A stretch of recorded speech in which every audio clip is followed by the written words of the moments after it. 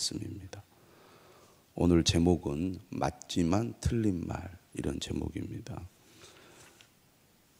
욥의 세 친구들이 욥이 고통을 겪고 있다는 소식을 듣고 찾아와서 7일간 침묵하다가 욥이 자기의 생일을 저주하자 드디어 입을 열기 시작했습니다. 4장과 5장은 엘리바스라는 친구가 처음으로 욥을 향하여 하는 말입니다. 어제에 이어서 오늘 욥을 향하여 엘리바스가 이렇게 독설을 퍼붓습니다. 너는 부르짖어 보라. 네게 응답할 자가 있겠느냐. 거룩한 자 중에 네가 누구에게로 향하겠느냐. 욥이 자기의 생일을 저주하자 친구 엘리바스는 욥이 죄를 지었기 때문에 지금 하나님께 벌을 받는 것이다, 이렇게 얘기를 하고 있습니다. 네가 잘못을 했기 때문에 벌을 받는 것이니 네가 지금 탄식하고 하소연한다고 누가 너의 편에 서겠느냐, 그런 얘기죠. 그러면서 2절에 말합니다. 분노가 미련한 자를 죽이고 시기가 어리석은 자를 멸하느니라. 지혜로운 사람은 분노하거나 시기하지 않는다는 겁니다. 분노 때문에 미련한 자가 죽고 시기 때문에 어리석은 자가 망한다는 얘기죠.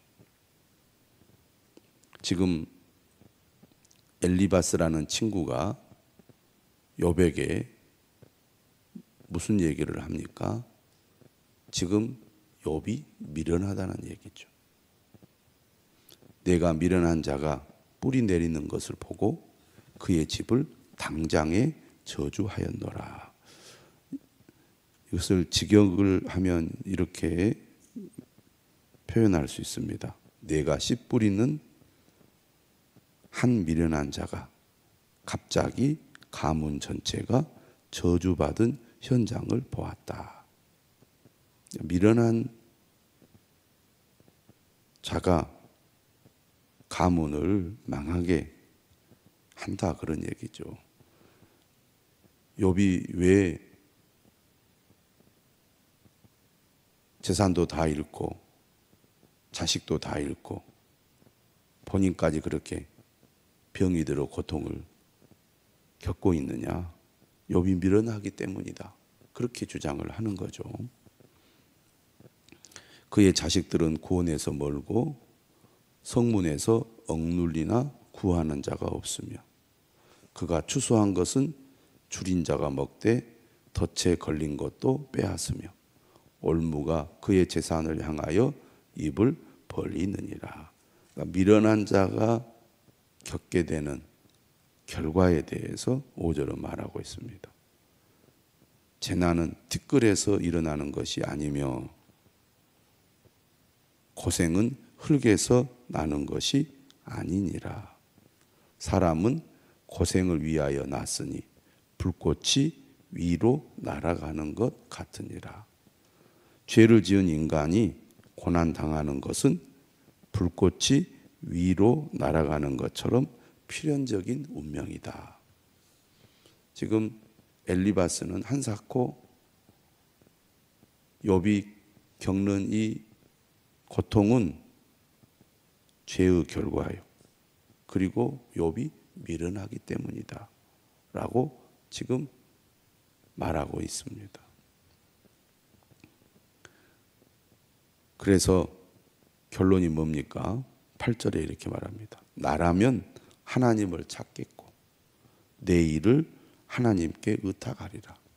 자신의 잘못을 인정하고 회개하여 하나님 앞에로 돌아가라, 그런 얘기입니다. 우리는 욥의 고난이 죄나 무지 때문이 아니라는 사실을 잘 알고 있습니다.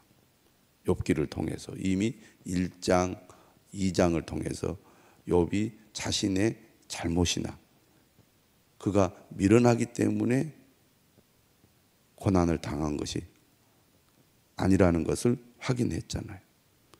그래서 욥의 친구가 주장하는 이 내용은 사실 욥에게 맞지 않는 얘기입니다. 미련하기 때문에 어리석은 길로 가고 그 결과로 고통을 겪게 되기도 하죠.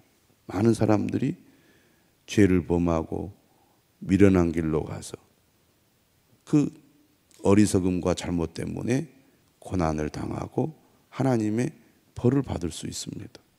그게 이제 제가 어제 말씀드렸듯이 규범적 지혜에 속합니다. 많은 사람들이 거기에 해당됩니다. 그런데 욥의 경우는 그렇지 않다는 얘기입니다.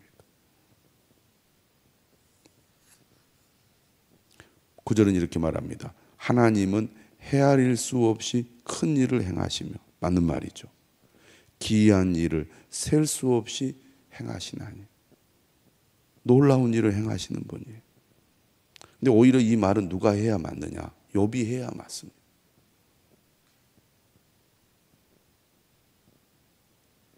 자신이 이해할 수 없는 일이 일어난 거잖아요. 하나님 앞에 정직하고 온전하며 하나님을 경외하는 삶을 살았지만 까닭 없이 지금 그가 어마어마한 재앙을 만난 거거든요. 정말 하나님은 기이한 일을 셀 수 없이 행하시는 분이에요. 욥이 해야 할 고백인데 오히려 엘리바스가 이런 말을 하면서 인과응보 사상을 욥에게 적용을 지금 하려고 하는 거죠. 10절입니다. 비를 땅에 내리시고 물을 밭에 보내시며 낮은 자를 높이 드시고 애곡하는 자를 일으키사 구원에 이르게 하시느니라. 하나님은 이런 분이시죠. 지금 맞는 말을 하는 겁니다. 보편적으로 하나님은 어떤 분이신가? 12절에도 말합니다. 하나님은 교활한 자의 계교를 꺾으사 그들의 손이 성공하지 못하게 하시며 지혜로운 자가 자기의 계략에 빠지게 하시며 강교한 자의 계략을 무너뜨리심으로. 여기서 교활한 자나 강교한 자는 슬기로운 자입니다. 잠언에서 보면 슬기로운 자를 이렇게 번역하고 있어요. 그러니까 흔히 똑똑하고 잘났다고 생각하는 사람들이 그 교만함 때문에 오히려 넘어지고 무너지고 망하게 되는 경우가 있다는 얘기죠. 우리가 사는 세상 속에서 이런 일들이 흔히 일어나고 하나님은 이런 자들을 무너뜨리는 하나님이시죠. 그들은 낮에도 어둠을 만나고 대낮에도 더듬기를 밤과 같이 하느니라. 하나님은 가난한 자를 강한 자의 칼과 그 입에서 또한 그들의 손에서 구출하여 주시나니 그러므로 가난한 자가 희망이 있고 악행이 스스로 입을 다무느니라. 9절에서 16절은 하나님이 어떤 분이신가에 대해서 엘리바스가 한 말이고 그 말은 사실 맞는 말입니다. 하나님은 가난한 자들 구출해 주시고 가난한 자들에게 희망을 주시는 분이죠. 오히려 힘있고 지혜롭고 강한 자를 부끄럽게 하시는 분입니다. 이게 규범적 지혜에 속하고 하나님은 이처럼 헤아릴 수 없이 큰 일을 행하시고 기이한 일을 셀 수 없이 행하시는 분이시죠.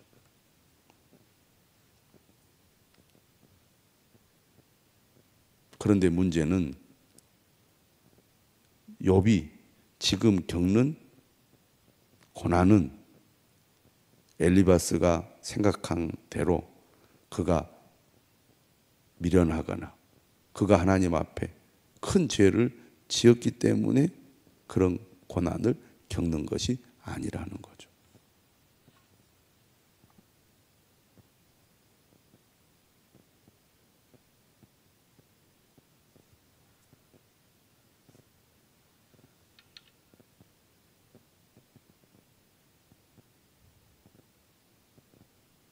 오히려 이런 말이 욥에게 상처를 주고 있습니다. 매일 성경 중간에 설명 끝에 보면 이렇게 기록되어 있습니다. 다른 사람을 대할 때 내 생각이 맞는지, 내 생각이 저 사람에게 적합한지, 내 생각보다 더 우선하여 지켜야 할 가치가 없는지를 생각하면 엘리바스가 내뱉은 폭력적인 조언을 피할 수 있을 것입니다. 어떤 고정관념을 가지고 또 자기 생각에 사로잡혀 상대방을 제대로 알지도 못한 상태에서 어떤 얘기를 하는 것이 그에게 적합하지 않거나 잘못된 조언이거나 오히려 상대에게 상처를 줄 수도 있다는 얘기입니다. 17절이죠. 볼지어다 하나님께 징계받는 자에게는 복이 있나니 그런즉 너는 전능자의 징계를 업신여기지 말지니라. 징계를 받는 것이 오히려 그 당사자에게는 복이 될 수 있죠. 그 말은 맞지만 욥에게는 맞지 않는 말입니다. 왜? 지금 욥이 잘못을 해서 하나님께 징계를 받는 것이 아니기 때문입니다. 18절 하나님은 아프게 하시다가 싸매시며 상하게 하시다가 그의 손으로 고치시나니 하나님께서 그의 백성이 잘못을 했을 때 징계를 내리시는 이유는 그를 회복하기 위해서입니다.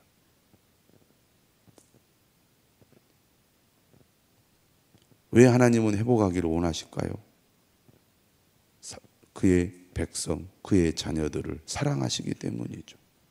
그렇기 때문에 아프게 하시다가 싸매시고 상하게 하시다가 그의 손으로 고치시죠. 6가지 환난에서 너를 구원하시며 7가지 환난이라도 그 재앙이 네게 미치지 않게 하시며, 그러니까 하나님께서 징계를 내리실 때는 그 징계로 인하여 그가 완전히 망하고 멸망하도록 만드시는 게 아니죠.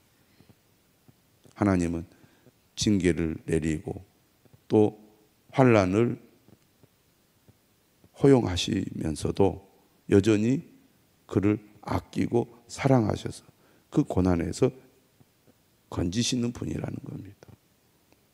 기근 때의 죽음에서 전쟁 때의 칼의 위협에서 너를 구원하실 터인즉 네가 혀의 채찍을 피하여 숨을 수가 있고 멸망이 올 때에도 두려워하지 아니할 것이다.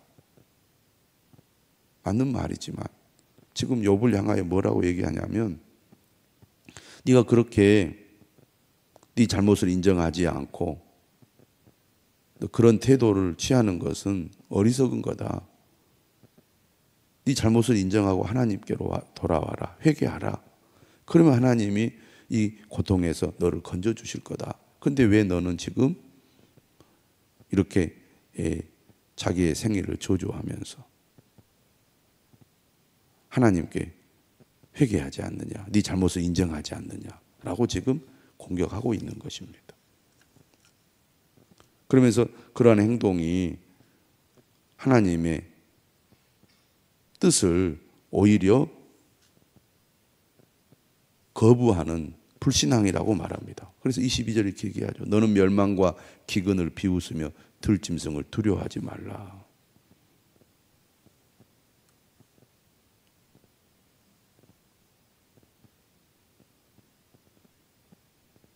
(24절이죠) 네가 네 장막의 평안함을 알고 네 우리를 살펴도 잃은 것이 없을 것이며 네 자손이 많아지며 네 후손이 땅의 풀과 같이 될 줄을 네가 알 것이라.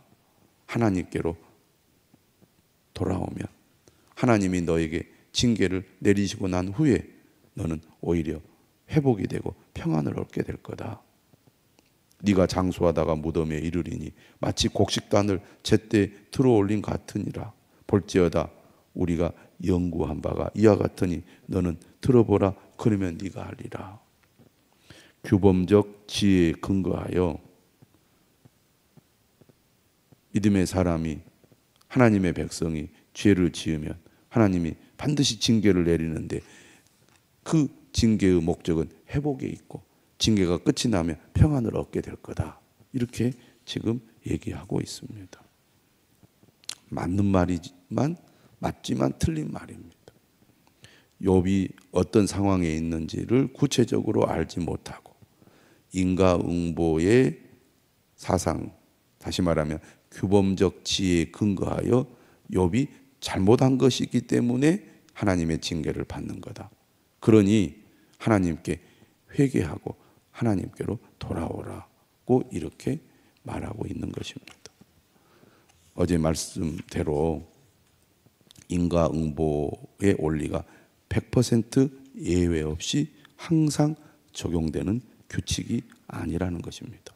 욥과 같은 예외적인 경우도 존재한다는 얘기죠. 그래서 우리는 어떤 사람이 고난을 당할 때 함부로 판단하고 함부로 충고하는 말을 해서는 안 되겠습니다. 오히려 공감하고 함께 아파하고 또 그를 위해서 기도하는 사람이 되어야 할 것입니다. 오늘 이 아침에도 하나님께서 우리의 기도에 은혜 주시기를 바랍니다.